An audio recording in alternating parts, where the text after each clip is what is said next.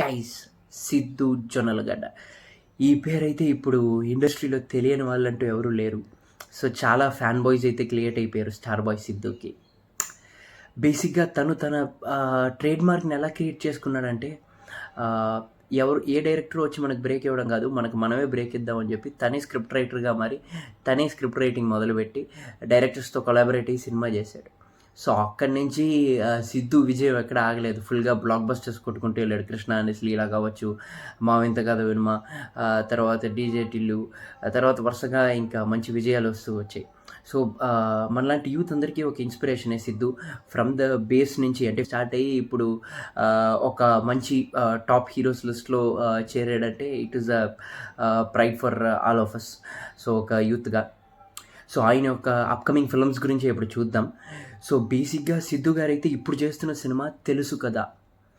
So ఒక new face of director అయినా ఒక న్యూ ఫేస్ ఆఫ్ డైరెక్టర్తో కొలాబరేట్ అయ్యారు. అండ్ మీకేంటి అని అంటే దీని యొక్క మోషన్ పోస్టర్ ఒకటి వదిలేరు. మ్యూజికల్గా చాలా బాగా ఓపెన్ చేశారు. తెలుసు కదా అని చెప్పి ఒక మ్యూజిక్తో. దట్ మ్యూజిక్ ఆల్సో వాజ్ సూపర్గా ఉండింది. తమనన్న బాగా కొట్టాడు.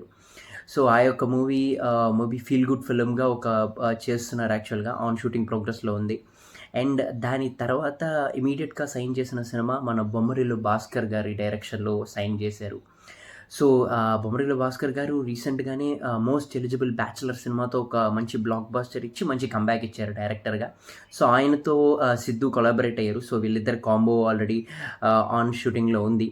మూవీకి టైటిల్ కూడా పెట్టారు గైస్. మూవీ నేమ్ అయితే